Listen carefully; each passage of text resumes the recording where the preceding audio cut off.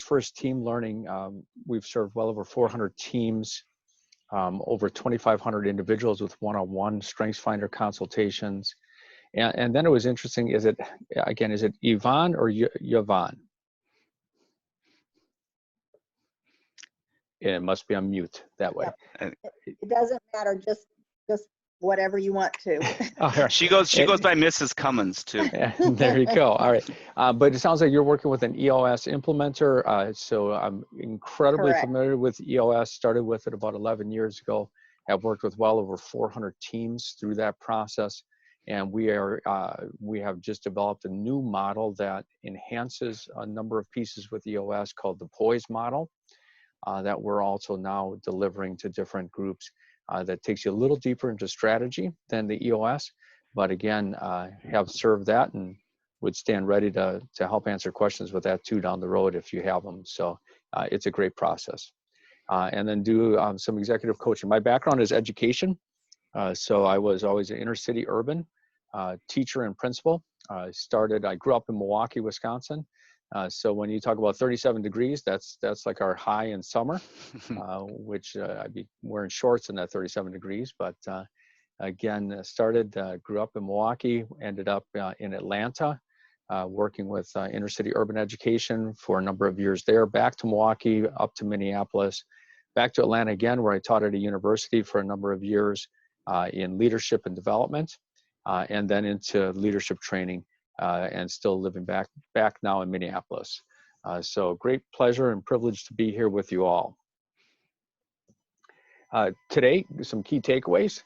I want you to be thinking about developing strengths-based leadership, understand, appreciate individual strengths, identifying partner-up opportunities. We're going to talk about some unique things with that. Build a diverse, inclusive team, increase engagement, energy, and efficiency. And again, that strengths first mindset and culture being the end result. And in talking with Rick, what I've discovered over the years, and I started working with EOS, strategic planning, StrengthsFinder, team building about, again, 11 years ago. I worked with a team in Los Angeles, California. And what was so great is they brought me out again after their 10-year goals with the EOS model, and they had accomplished those goals.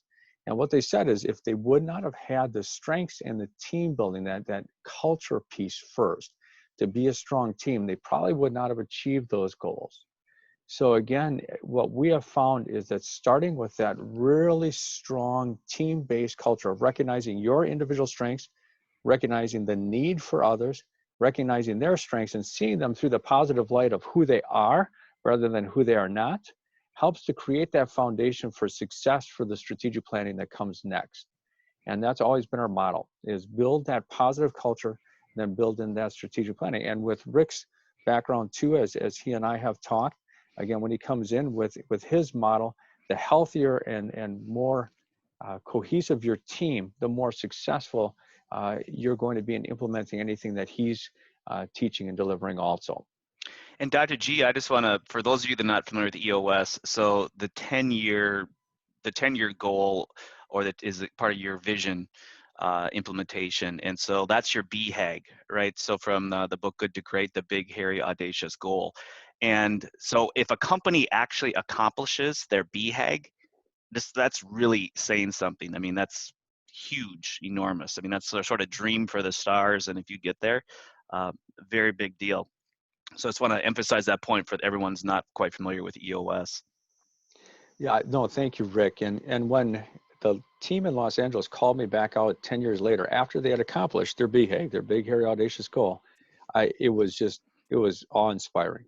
And it really works. That's the great part. I just really want to emphasize it really works if you can stay the course of having that strong team, that strengths first mindset, the team building culture, and then that strategic planning working together for those goals. So thanks, Rick. And again, please, anyone out there, if there's a question that arises or you want to make a comment, jump in. I'll try to flex with that. I'm usually pretty good with that. So going to the next slide, and hopefully you can see that some staggering statistics just to set the foundation of why this is important. The average companies out there, the average businesses, even small businesses in many ways, here's what you see. You see the light blue on average. You see that about 30% are engaged. These are the people that are living the mission, the vision, the values. These are the ones that are never late, even on a snow day in Austin. They are always on time. So again, the engaged are the ones out there in the community saying, come here, greatest place ever. Then there's about 53% that are not engaged. These are the people that they're not hurting anything, but they're just coming to collect a paycheck. They have written on the wall 2 years, 273 days, 20 hours, 27 minutes to retirement, and they have that countdown going. They're just looking forward to being done. So about 53% on average, and then about 17% on average are actively disengaged. These are the saboteurs. These are the ones that come to work and create trouble, talk behind people's backs, create unrest. They're in the community, bad-mouthing the company, and we need to get rid of that 17%. And that sounds harsh, and I'm not saying fire them, but what I'm saying is that here's the flip-flop of that. When you look at the dark blue lines, when you implement strengths-first culture and that mindset, things begin to really change. On average, the actively disengaged goes away. They drop to 1%, which is statistically insignificant.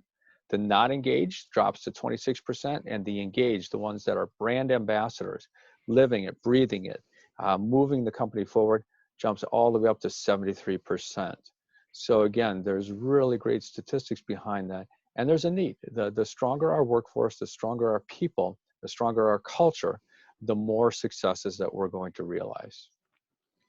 Comments, questions, or thoughts? I'll just pause for just a second. Or Rick, anything to add to that? Well, I came to the realization last year, just working with different builders, and we look at the common reasons why a builder doesn't make it, but also the common reasons why a builder does make it. In other words, how do you go from a certain volume to realizing that 3-year or 10-year goal? And if I go back and I look at all the common denominators of clients that we've been involved with, or just looking outside to clients I'm not involved with, but ones that are really jumping up the ladder, and it all comes down to the common denominator is culture. They all have a very healthy culture, and it starts from the top down, that leadership team down. And so this, after going through the exercise with you that you're gonna share here today, this seems like it's very doable from the companies that are really doing well right now. Thanks, Rick. I'll keep us moving here. So one of our taglines, and one of the things I'm going to encourage everyone on this webinar and who might view it down the road and later, is I'm going to encourage you to take the term weakness out of your vocabulary and replace it with partner up opportunities. So again, rather than focusing on who we are not, focusing on strengthening who we are with the strengths that we have. So again, take that term weakness out of your vocabulary, partner up opportunities. Where Clifton Strengths applications come in is it's for individual coaching development, diversity of roles, projects, team building. So just to give you a little background on some strengths pieces here, is that we're all born with a natural talent. Again, that is something that we just do well, it just reoccurs. And then we take that natural talent to become a strength, which is consistent near perfect performance in an activity. So the example would be, and again, if someone out there, if any of you have taken Clifton Strengths and know your strengths, and if you have WOO, just jump in and let me know. But WOO is one of the 34 strengths that you're assessed on with Clifton Strengths. WOO stands for winning others over. This is the natural networking strength. So again, WOO, the natural talent, is to meet people. So my daughter has WOO. When she was 2 years old, and again, strengths are very static. They've been there ever since you were very young. You didn't realize there were strengths at the time. And again, as we grow through life, they become that strength in the bottom right corner. But my daughter has WOO. When she was 2 and 3 years old, we go to a conference, a teacher's conference, principal's conference. She'd be in the pool area. She'd meet 10 new people within 5 minutes. She'd have 10 best friends. Now, she didn't go really deep with these people, but she was really good at working that pool area and meeting and greeting everyone. And now that she's 20, she has that WOO as a strength where she purposefully meets people to network and connect. So again, the natural talent of WOO is to meet people. The real strength of that is to use that meeting of people to connect them to other people, to network, and to make a difference that way. Also, team effectiveness. So again, individuals should be, again, edgy, teams well-rounded. And what we mean by that is every person is unique, and we need everyone's unique strengths around the table. So again, we don't want a person who is, so to say, does everything, because no one can do that and no one can keep that up. But we do want those people, again, around us that are edgy. And that really is all of us. We're all edgy. We need others. None of us were ever meant to be alone. None of us were ever meant to work alone. We need those others around us. So we need our uniqueness combined with other people's uniqueness to complete that puzzle to make a well-rounded team. Part of Clifton Strengths too that adds to why it is such a powerful tool is that there are other assessments out there, and maybe some of you in the room have taken those other assessments, such as Myers-Briggs, which is a personality test. There's Insights, Emergenetics, Colby-Disc, ones that put you in categories of shark, fish, dog, owl, and they're all good in their own way. But with each one of those, you have about a 1 in 4 to 1 in 64 chance of having the same colors, same grouping, same letters. And that's just not how we're made. So again, there's never going to be another Rick Storlie, never going to be another Scott Gostchock. And my wife will tell you that one of me is probably too many anyway. But the reality is we're unique. People will joke that people are replaceable. No, positions are replaceable. People are never replaceable because we are all unique. So part of Clifton's strengths that adds to allowing us to see depth and to really see how to build our team and where people fit best and work best is the fact that you have a 1 in 275,000 chance of having the same top 5 strengths as someone else. You have a 1 in 33 million chance of having the same top 5 in the same order, and order does make a difference. And again, what that's emphasizing is that we are all unique and that we need others, those partner up opportunities. Again, just pause for a second if there are any comments or thoughts at this point or questions. Well, Dr. G, in the past, I've used DISC, and just going through hiring. So I hire a lot of salespeople, and we use DISC. And of course, you have the dominance, influence, steadiness, and the conscientiousness. So we look for people that are ideally strong in dominance, and then secondary influence. We want them low on the steadiness part of it. But one thing I've noticed is that if I do 10 DISC profiles, I'll probably have 3 or 4 that are almost exactly the same. I think there's maybe 20 some different profiles here. And full disclosure for everyone listening, Scott does not work for Gallup. I don't work for Gallup. We have no affiliate relationship. But I think what we're saying here is that there's a lot of tests out there. The unique thing about Gallup is that it truly is a unique profile with the 1 in 75,000 chance of having the same top 5 strengths. Yep, absolutely. Spot on. Spot on. Other questions or comments? All right. So again, when we look at total performance factors, strengths are one piece of the puzzle. The other thing that you have to be looking at with your culture and with your people is, are they built in on these solid foundations as you see in this pyramid? So again, we say take weakness out of your vocabulary. And what we mean by that is take weakness out of your vocabulary when it comes to the strengths you do not have, and look for partner up opportunities with others, because we only have, again, 5 to 8 strengths that we're going to tap into. The top 5 account for about 80% of our operation. The top 8 takes us to about 98%. Beyond that, it's diminishing return on results. But to be using our strengths, we have to be built on good values, solid values of serving others, of, again, being a faithful employee, different things like that, living the values, the mission of the company, of the workplace. So we have to be built on solid values. And then we have to be showing good virtues, patience, love, the virtues going all the way back to philosophical era with Aristotle of prudence, justice, fortitude, etc. So we have to be built on good, solid virtues. And then we need to be healthy missionally, emotionally, and physically. So we do coaching that deals with those 3 areas, creates an objective language in the workplace of saying how you doing emotionally, how you doing physically, rather than thinking of that as confrontational. It's an encouragement, but missionally, being aligned with the company's mission, vision, values, living that and embodying that. So being healthy there. And then also being healthy emotionally. We get attacked, all of us get attacked emotionally with things such as jealousy, envy, greed, anger management, anxiety, etc. So it's, again, being in control of our emotions rather than our emotions controlling us. And then physically, you all know that if you're going to the office and you have a headache or battling a cold, you're not going to be working as fully from your strengths as a day where you're physically healthy. So again, encouraging our workers and each other to be physically healthy, getting good sleep, exercise, nutrition. And Rick can speak to that really well, just having newborn twins. I'm imagining that the sleep and routine at the house may be a little off right now. Just a bit. And that will impact things without a doubt. So as long as you have those solid pieces at the bottom, you will be operating from your strengths. So part of the power of this tool also is your ability to say, wow, they've got really great strengths, but they're not using them. Something must be wrong in their pyramid. And to be able to then have those directed conversations with employees and with others to be able to encourage them, hopefully lift them up and get them back on track. So just to summarize here, Dr. Scott, going back to that slide, it all Yes. starts with if you go back to the EOS model again, the two things I come up with is what are my core values and what's my core purpose. And so Yep. we build on top of that for what you're promoting here as far as understanding your strengths. 100% spot on. Correct. Excellent. All right. The other thing that we teach is strengths are only strengths when they're used for others. SFO, strengths for others. And what we mean by that is that we do not want to use our strengths to make someone to be like us.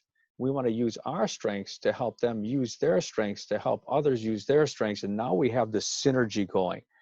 We do not want to create mini me's, so to say, because then we lose the value of the others around us. And again, we need those others and we need those other strengths. So as a parent, the StrengthsFinder has totally revolutionized how I parent.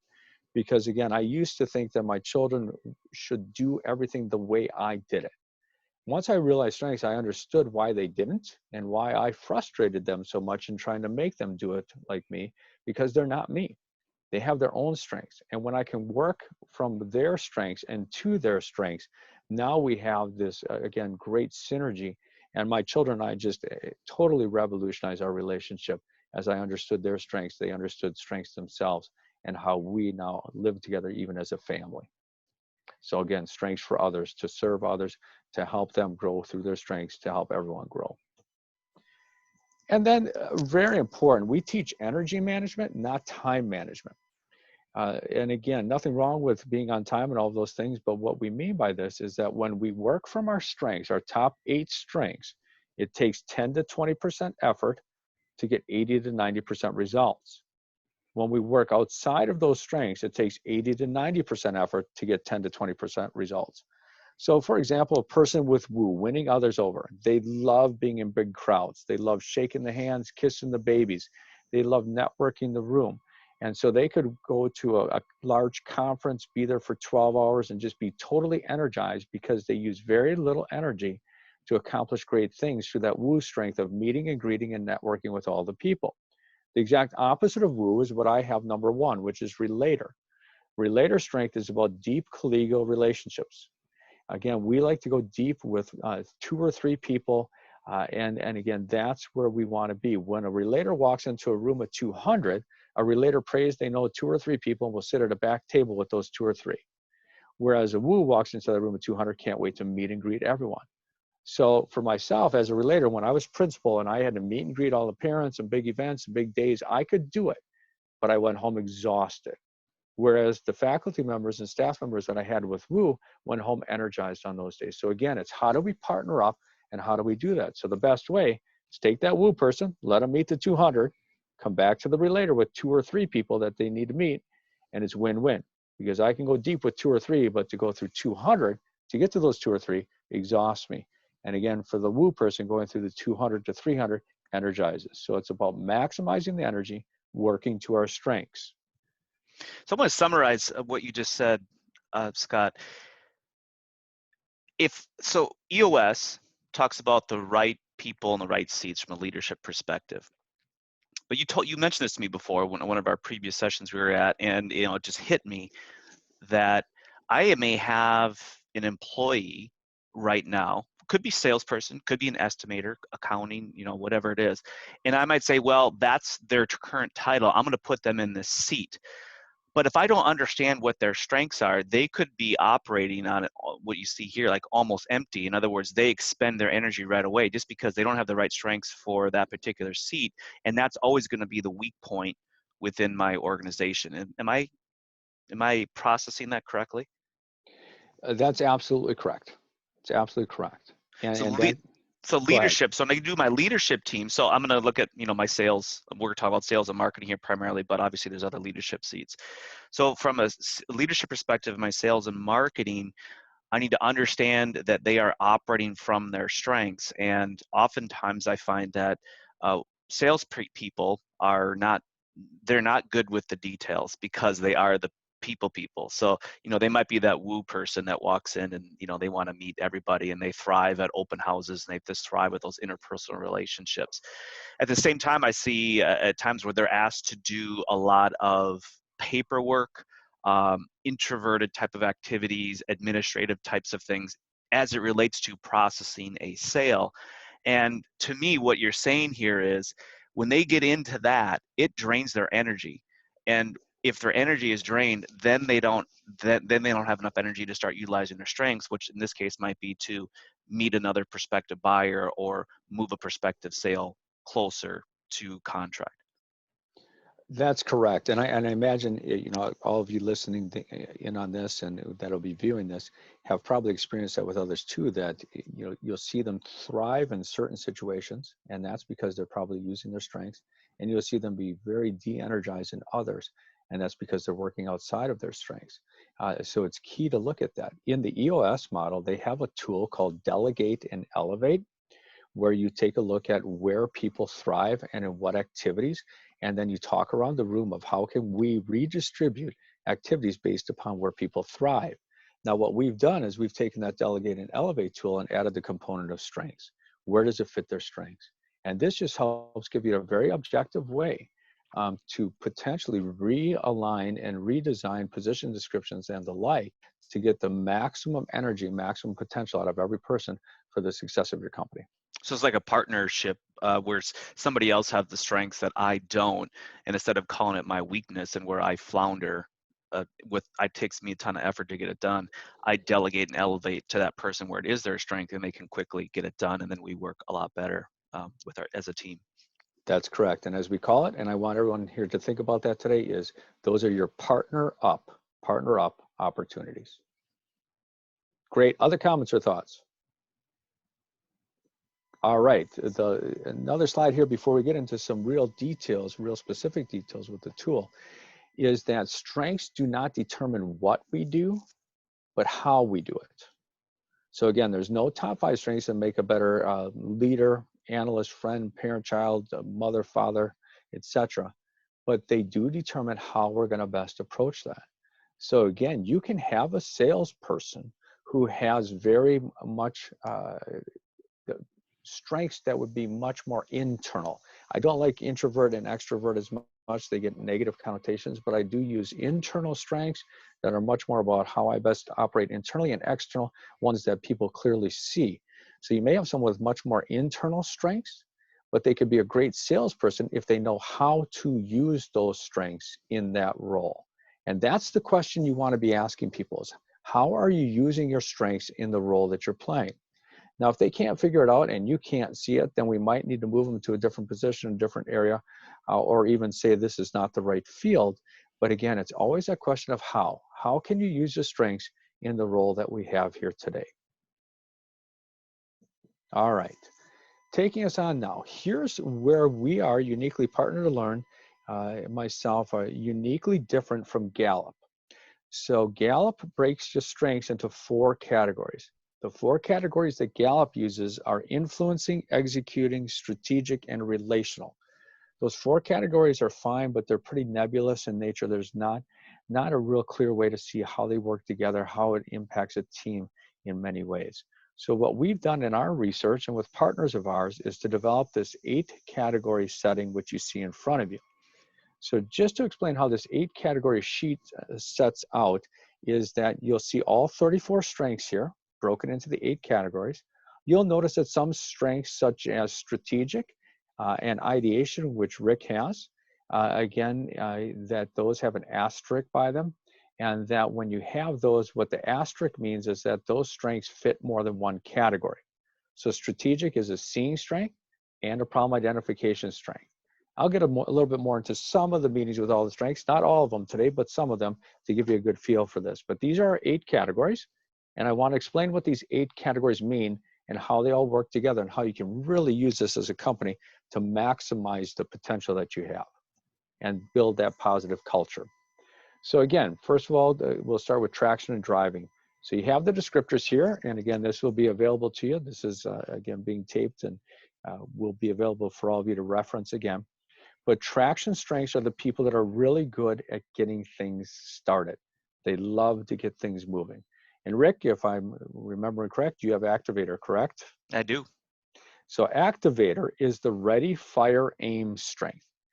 We joke about this, that activators are the ones that won't even stop for red lights. They'll actually take a right-hand turn, take a longer route home than have to sit still. Rick, does that resonate with you? Every day. Absolutely. So again, traction strength people are really good at getting things started. They love to get things moving. And then we have driving strength people. And people with driving strengths, again, love to finish things. So I have achiever, number 2. Achievers have to-do lists everywhere. They love to check things off their to-do list. I will actually write things on my to-do list that are done just to get the satisfaction of crossing them off, because I just love finishing.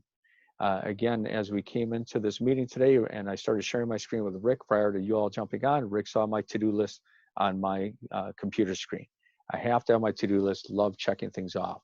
So traction or traction and driving. Traction are the natural starters. Drivers are the natural finishers. Now, it doesn't mean that others can't start and finish, but it means it takes more energy for them to do that. And they need to partner up with these people that have this. Now, also people say to me, Scott, what else do you need? You have starting, you have finishing, traction and driving. Well, you see, pure traction and pure driving will start anything and finish anything, but it may not be the right thing. So therefore, you need some of the seeing strengths. Seeing strengths that make sure that whatever you're starting, whatever you're finishing is the right thing at the right time in the right place in different ways. So again, Rick, you have strategic and futuristic too, correct, if I'm remembering? Yeah, strategic is number 1 and futuristic is 8. So it'd be, I guess, at the end of my top 8. Yeah, and strategic strength is, these are people that are really good at prioritizing. This is the executive level managerial seeing theme. People with strategic see things 3 months, 6 months, 9 months, 1 year, 2 year. They're more big picture and they're very quick. Futuristic also very quick. Futuristic loves to be visionary, loves to live 5 years out, 10 years out. Was working with a woman who was 73 years old. First time she had done StrengthsFinder, and she said to me, she had futuristic number 1. And she said, Scott, I've got a 20-year plan at age 73. I said, that is awesome. And I said, I can't wait till when you complete that and you have your next 20-year plan. So again, futuristic loves to live out in the future. Now the different seeing brings different sight. So as Rick and I have talked, a great and unique partner up opportunity for Rick are people that have analytical. Analytical are the micro detail people. These are the ones that always ask the question why. They've never grown out of that 2-year-old phase of asking why. It's not because they want to slow things down or get in the way, but it's because they really want the details. They want proof. It's the show me strength. So for Rick, understanding his strengths of strategic and futuristic, much more big picture oriented, a great specific partner for him is someone with analytical who will backfill and do. So strategic sees 1 year, 2 year, 3 year, futuristic sees 10 year, 15 year, analytical sees 1 day, 2 day, 3 day. And to be able to work from those strengths, it energizes the analytical. Rick is energized by using his more future looking and big picture strengths, and it's win-win through those partner up opportunities, maximizing the energy and the capacity of the people around you. Rick, you want to add anything to that? The thoughts there? No, when you went through this with me and I realized, I mean, looking back, I'm like, oh, that's exactly what I need, because I love to get projects started. I love to, look ahead into the future, map out the big picture. And then what I want to do is I want, like you said, somebody to backfill, but somebody to fill in the details. And, that makes complete perfect sense. Just looking back on my strengths and, what I don't like to get into the minute detail. I want to stay big picture and focused on strategy and creativity. Excellent. Thanks, Rick. And again, if anyone else out there has something that's just a burning question or issue, don't hesitate, just jump in for a second there, please. All right. Our fourth category, again, in our unique 8 categories, are the interpersonal strengths. These are the people that naturally work well with people in different ways. So again, talked about relator, they go very deep, but just with a few people. Woo goes very wide, but not as deep. And again, we need all these different strengths. Includer is the warmest of the interpersonal. People with includers see the wallflowers. They get people engaged. So again, if you have an includer on your team in your company, you can go to them and say, who are we leaving out? Who do we need to engage? Who's feeling left out? And includers will know that. They are just intuitively good at that. That is their strength. Now, people have said to me, Scott, I don't have any interpersonal. Does that mean I don't like people? And the answer is no, no, no. That's not what it means. But what it means is it's not as natural for them.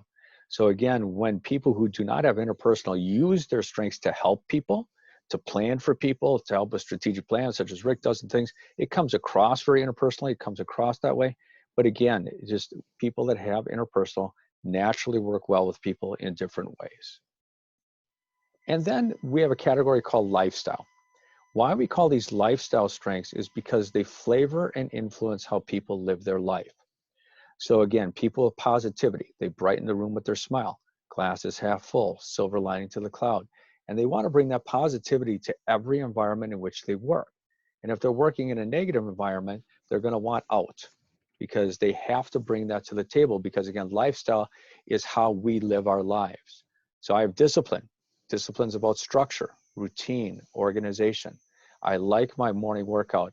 Yvonne out there got her morning workout in. She said she was driving to that when it was 37 degrees. So again, that structure and routine, possibly maybe you have discipline because you like to have that structure, that routine in your day. And if my discipline, my structure and routine gets thrown off, it discombobulates my whole day. So again, why we call these lifestyle is because they flavor and influence how people live their lives, how they want to live their lives. And they bring that to the table with them in every environment. Next category, we call wild cards. So technically, according to Gallup, every strength has a shadow side or a basement side, kind of a negative side. We spend very little time on the shadow side or basement side because, again, I'd rather focus you in on how to positively use your strengths than how not to. But we do share some caveats with different strengths on that shadow basement side.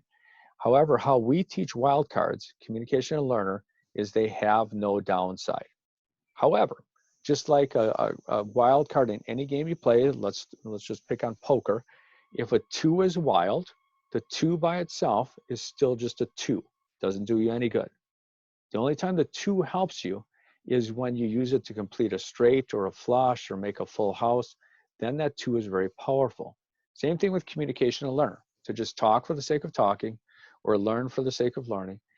Not a strength, but when you're communicating mission, vision, values, when you're learning more about strengths, helping others learn their strengths, that's where they're powerful. They enhance the other categories, enhance the other strengths. Rick, you have one of the wild cards. You want to just talk about yours for a second there? Well, actually, I have 2. Oh, that's right. Yeah, Yes, you have communication is 7 and learner right. is 3. So the way I look at it is strategy. You get an idea, and then you move to learner. You go out and you research that idea. You talk to other people. You read books. Look maybe at other models, and then you come back and you enhance the strategy, refine it, and then the communication is that where you are promoting that strategy, whether it's to your internal people to fulfill it, or once you have actually a product or service put together, then you're taking and communicating that strategy, to potential clients. And so I did that. Started out in sales. I developed a whole lot of different systems, I should say, and processes while I was going through sales. It was all based on strategy as at the top, but I used both of these wild cards to actually come up with the final product or products. Excellent example. Excellent example. And again, to enhance, to build deeper, to be able to use your other strengths in light of that. So again, Rick utilizing his strategic strength, carrying that out, learning more, and getting that out to customers, clients, to assist his business, to assist all of you. Excellent. All right. Problem identification strengths, such as strategic ideation and election, these are the people that see the real issue very quickly. And then problem solving strengths, such as restorative input, etc. These are the ones that see the solution very quickly and can put in the solution in steps 1, 2, and 3. So I like to teach this just briefly here is I have 0 problem identification and 0 problem solving in my top 8 strengths. It doesn't mean that I can't see issues, and it doesn't mean that I can't see problems. As a matter of fact, I have what we call a unique combination factor that allows me to be very good with problem identification and problem solving, but in specific circumstances. Pure problem identification and problem solving is very broad. I have it very specific areas for troubleshooting and things like that. But people with, again, problem identification will identify the real issue quickly. So what I tell people is this, I'll put out 5 fires, 7 fires, 9 fires, and someone with strategic like Rick or my wife who has intellection is going to tap me on the shoulder and say, Scott, instead of putting out all those fires, why don't you turn off the gas that's leaking? The gas is leaking. That's the real issue. So again, people with problem identification get to the real issue much quicker than I will. I'll get there eventually, but not as quickly. And then people with problem solving, such as restorative input, etc., a ranger will again see the solution, the steps 1, 2, and 3, and get those out there in front of people and say, here's the solution to the situation. So again, Rick, you have problem identification and some problem solving. You want to talk that through just a little bit? Yeah, if you go back to the previous slide of problem identification. Yep. So here's a common issue that I see with a lot of sales processes is that there's a salesperson that is managing the process and they maybe don't have any of these strengths. And so what happens is the numbers get worse and worse and worse and worse, and they don't know what to do with it. So ideally, the way, going back to EOS and using data, is that you have 2 people managing the process, the salesperson plus a sales manager and owner that's looking critically at that data each and every week. One of them would have some problem identifications there, and that's one of the things that we try to do is say, look, your data is slipping here. This is a potential problem. This is where we need to shore up this part of the sales process. And for us, the 2 biggies are converting that lead into a prospect and then converting that prospect into a buyer. Those are where we run into problems on each side of that. So action item here for everyone that's listening is to make sure you have multiple eyes on your data. Number 1, we got to have data. Number 2, we got to follow a process so we have good data, but then we need to have multiple eyes, somebody that has one of these strengths to be able to identify problems. And then going to the next slide, somebody then that can actually look at solving that problem. And that's, a new step. And Ted and Yvonne, you guys have been excellent at this. You just want to share real quickly, Yvonne, what you do on a pretty consistent basis? I think you're referring to that we go and we have a strategic yearly planning.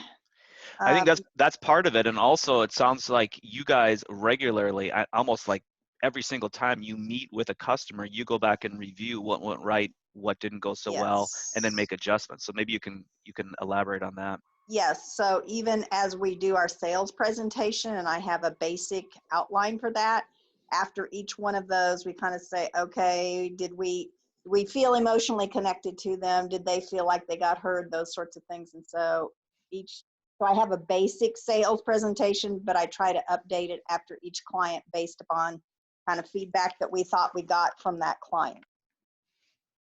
And the result is improving conversions. But I love it that, you got you and Ted. Ted's the visionary. Yes. You are the innovator, and you guys are working together.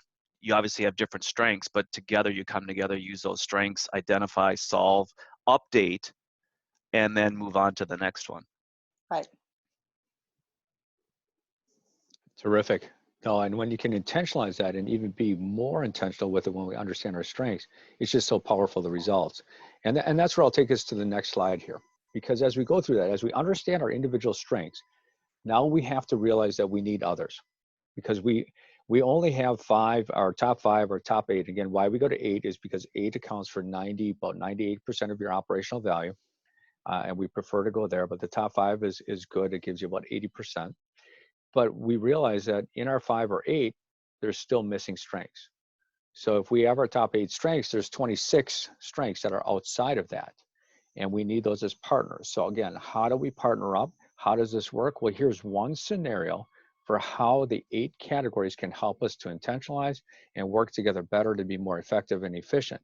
Is, for example, a problem identification person, such as Rick, will say, here's the real issue.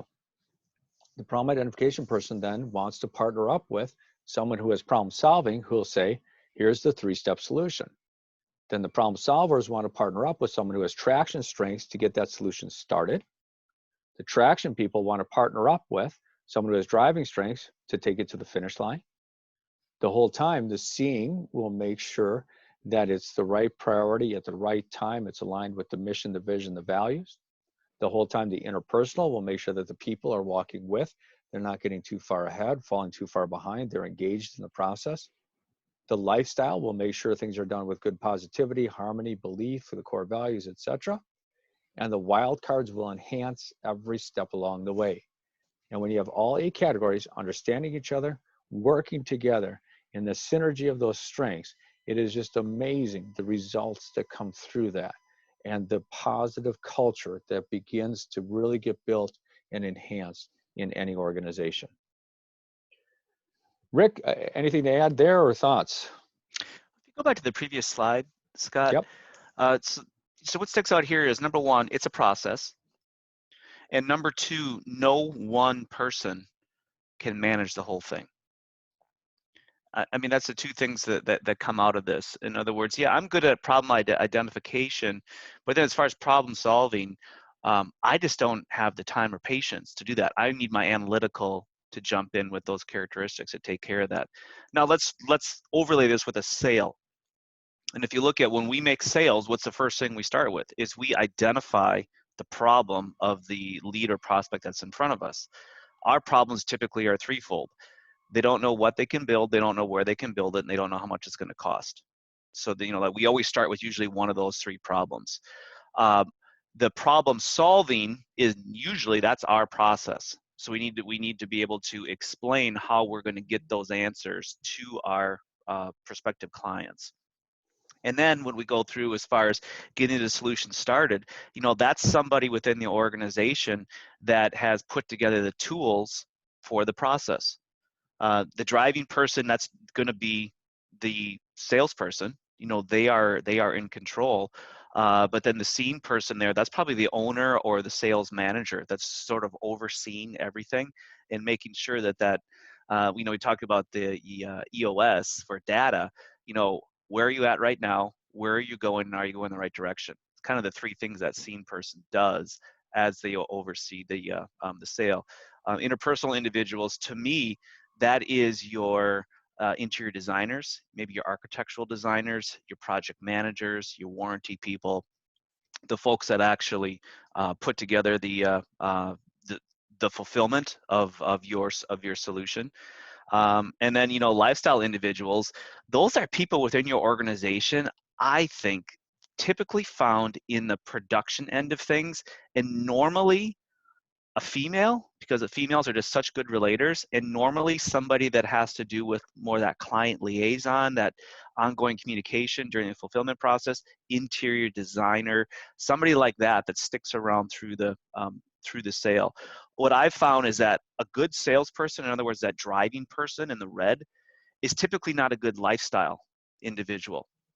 And so that's why as a coach, I want to get that driving person away from the sale once there's a committed client. So there's some sort of a deposit or contract or fulfillment starts. I want to pull them away from that, and then I want to bring in my interpersonal, my lifestyle strength people to fulfill. Excellent. Excellent. Other comments or thoughts on what Rick just shared in light of that process? And this tool can really help you to fine tune that and to tap into that as we know people's strengths. Excellent. Excellent. I'm going to move us forward. And what we do then, so what we do is, the method to our madness is we like to do one-on-one 90-minute sessions with each person to help them understand their strengths and to go deeper into those strengths. And that's usually just, it takes the black words on white paper and makes them living. gives them direct application to their life. And there's usually aha moments like, oh, that was absolutely me years ago. As Rick stated, it made things so clear for him to see, yep, this is why I'm much more the strategy problem identification person rather than the minute detail of the analytical type of person. So once we have those one-on-ones done and the individual understands their strengths, then we do a team analysis. We come in and work with the whole team. And we put the team into a grid, and you can see the color coding just helps you to see very quickly, very clearly who might have the traction strengths, the green, the wild cards, the orange. And again, just helps you. Unless you're colorblind, of course, then the next slide that we would give to people is just a blank black and white slide. But again, with this, you have the color coding, you have the strengths laid out. And what we do with the team is we just start at the top left and go through. We have everyone in the room that has ideation stand up. Everyone looks around. Okay, ideation. And then we go through the definition. Ideation is the original creativity theme. It is a seeing strength. It brings great sight. Ideation is also again, problem identification strength. That because they see so many ideas, they get to the real issue. So again, we explain what that strength means. And everyone, usually there's some laughs around the room, smiles, and they're like, oh, I get it now. That's why they're like this. And the whole room now begins to see each other for who they are rather than for who they thought they should be or who they think they should be. And now they begin to see people much more positively because like, oh, they're working from their strength. That makes perfect sense now as to why they respond this way every time I come to them. Like, for example, the analytical people will always ask why. So it helps to put some real objectivity and positivity around each person in the workplace, in the team, in the family. And then what we do is we do kind of a cultural piece with the team. So for example, this sample team that I showed you, they have 6 achievers, which means they're going to get a lot done. Achievers are driving strength people. They get a lot done. They have 6 activators, which means they're going to get a lot started. So activator, again, ready, fire, aim, get lots of things in motion. They have learners that can go deep with information. They can handle ambiguity. There's all kinds of nuances there. Learners are risk takers actually too. That they don't mind taking a risk. So this organization is going to start a lot of things, finish a lot of things, and take some risks. And then command, which is also starting, again, can help do that. And analytical and input are problem solving. So what we would talk to this organization about is they've got great problem solving. They've got great ability to start, great ability to finish, and great ability to handle some ambiguity and take risks. But notice they have 0 problem identification in here. They have 0 people strengths in here, interpersonal strengths. So we're going to talk to them and say, are you really starting the right thing in the right place? That's problem identification. Or are you just solving ancillary pieces? And then we're going to say, are the people walking with you? Are they falling too far behind? Because again, not seeing the interpersonal. So again, it just gives us an opportunity to say, here's the overall culture that might exist that may be portrayed to your customers, that may be coming through, and where are the spots where we really need to partner up as a team. Then we talk to them. And Go ahead, Scott, Rick. one question. When you say team, we're referring to, you start with leadership team. That is correct. The EOS model, yes. We're not doing every employee here. We're simply getting your managers, the people you look at in your organization who are the leaders of their departments or within the organization. Start with that. That is correct. We always start with the leadership team, and then what invariably happens with everyone that we serve is they want to roll it out to concentric circles. So then they start thinking about what's the next level, and there's some train the trainer pieces and different things that can come into play there. Absolutely. Good. The next slide, then we just talk about what's missing. What are the strengths missing on a team? So again, this particular team is missing discipline. You'll see them highlighted there, communication, woo, arranger. So we talk about what that means and how to look for that. And again, as Rick said, this is where we really encourage look to your next levels. So you're working with your leadership team, and you probably have some people with these strengths in different concentric circles in your organization, or even outside. And this is maybe where you do have to bring in a consultant or other things to help you in areas where you just may be missing some strengths and don't have them anywhere in your organization. Now we do just a statistical analysis. Every healthy team and well-balanced team wants to be at the 90th index or better in every category. So this particular team, you'll see they're low in interpersonal, lifestyle, and problem identification. So then we would talk about strategies in different ways for how to bolster those, how to partner up, and how to work forward to bring some more balance and to make sure that there aren't a lot of gaps and holes in how we're working with the people that we're trying to reach in sales, or again, that we're just working with internally. Rick, anything else to add there on any of those slides? No, I don't. I think you did a great job. Again, just a quick summary. We take our team, we identify our team, we identify their strengths, we put all their strengths together, we find out if there are gaps. The first thing we do is we look maybe to somebody below that leadership team that's already an employee, if they might be able to fill that gap.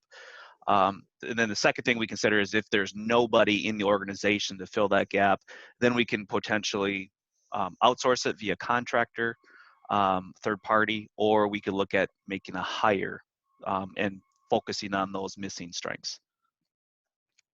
Correct. Exactly the process we would walk you through, and we will walk you through. Correct. And then we just spend a little time on strengths that might butt heads and may not work well together unless they understand them. So relator and woo. Relator's deep, woo is wide. If they understand each other, woo will network and bring back the 3 key people to the relator, and it works really well together if they understand each other. Otherwise, woos can view relators as standoffish. Why aren't they talking to everyone? And relators can view woos as shallow. Same thing with activator and deliberative. Activator is ready, fire, aim.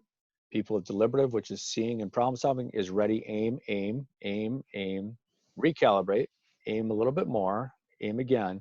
So again, a deliberative can be frustrating to an activator that just wants to go, and activator can be frustrating to a deliberative who says we don't have enough information, but they need each other. They need the deliberative to make sure the activator doesn't run off the cliff, and the deliberative needs the activator to get things started quicker when they have 50% of the information rather than 99.9%. You So just again, described my marriage. yeah, and for my wife is very deliberative.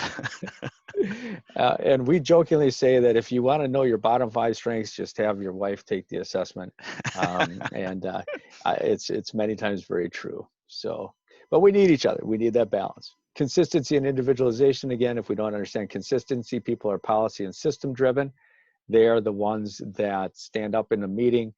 And say, why do we even have a handbook if we're not going to follow it? And individualization is all about breaking every rule possible. They see the uniqueness in every person, but you need them both. You need the individualization to say, we need to bend it a little bit here, and you need the consistency person to say, all right, if we bend there for that person and that customer, then we're going to bend that same way for every customer in the same situation. But again, if we don't understand each other, we butt heads. Command, who needs 1% or less of information and just runs forward. Anything that is touchy-feely, interpersonal, they may not have a lot of time and energy for, but they need them because command can leave dead bodies in their wake. They need the harmony, empathy, includers to make sure that everyone stays alive. Discipline and adaptability. Discipline is all about structure and routine. Adaptability is about flexing. You need them both. You need flexibility at times, but you also need structure and routine. They can work well together if they understand each other. Otherwise, they will butt heads. Same thing with belief. Belief is about the inner core values that drive an individual. You need to understand what those values are. They're going to be always good for each person, but if they don't understand them, they could disagree on them, not see common ground, and really stall out the environment, the workplace, the sales, whatever it might be. So understanding those values, we work through a process to make sure we're working together. Rick, anything to add there or thoughts? I don't think so. All right, then the very last, and as we get ready to close out today, is just simply the coaching process. How do we now coach our employees and coach each other from strengths? So you find those top 5 or 8, you locate them within the strengths organization, the 8 categories. You identify where they have strengths in those areas. The partner up opportunities are where they don't have strengths. We talk about unique combination factors, which again is research that we've done that different strengths together will manifest in different ways. And then you develop that coaching plan, which also includes being built on missional, emotional, and physical resiliency. So the 8 categories, and here's Rick. So there's Rick's top 8. You see them bolded and again highlighted in yellow. So you'll notice that Rick has strengths in 6 categories. You see the rank order behind them. So the very next slide then, from a very high level, Rick's partner up opportunities would be interpersonal, working with people in different ways, and problem solving would be the key area. We talked about analytical. Rick, do you want to add to that? No, I don't. I'm just go back again to opposites attract. So I know you do coach some couples as well. Ted and Yvonne are very involved in marriage ministry. I am as well, and it's where looking at that spouse. Ironically, is we tend to attract people that I think we're weak at. So my wife is very strong in interpersonal and problem solving. Very much analytical. So it's just interesting how this natural attraction goes that way. But that's the interpersonal relationship. If I don't look at it correctly, then I'm frustrated because she's different than me. And I think the same thing here, which you talked about, putting this on a business model, is understanding that I can't do everything. I do need to know where my strengths are, and then I need to find that person that can pick up where I left off to, whether make the sale, finish the home, warranty, marketing, all so on and so forth. Absolutely. And I've done a lot of premarital counseling, and this is the absolute strongest tool that I have found to help couples really see themselves in a different light and positively see themselves. So thanks for bringing that into play too. Mm-hmm. And so then on a lower level coaching, I'd be sitting down with Rick and saying, here are your key specific strengths to partner up with. And those are highlighted in the light blue. So the analytical, to get the micro details. Harmony, to make sure that the whole team is on the same page. Includer, the strongest of the interpersonal, to make sure someone's not being left out. And restorative, the ultimate problem solving, very quick problem solving that would fit well with Rick's strategic, which is very quick at seeing the issue, restorative, seeing that solution very quickly. So again, we'd get into that type of depth to make sure that we have those types of partners there for Rick or anyone that's being coached. And that brings us to the end. So right here, just simply, how do you keep that culture alive then? Some simple suggestions after you do this or work through this process is post your top 5 or 8 strengths on your door, outside your office, whatever it might be. Add strengths to your email signature. Every meeting, bring your strengths, bring your team strengths so you can see the whole team in front of you. When you have your weekly meetings, like the EOS model is going to try to teach you a level 10 meeting, which is super powerful. Is when you do your segue in that meeting, which is sharing something personal, also share how you used one of your strengths. And then even more powerfully, the last box there is how you saw someone else use their strengths. And that's a way to keep it in front of you, to keep it living in a very simple way. There are other tools and resources that we can provide to keep it living and moving forward with direct applications to specific roles and responsibilities. And with that being said, call to action. Let us guide you through the process.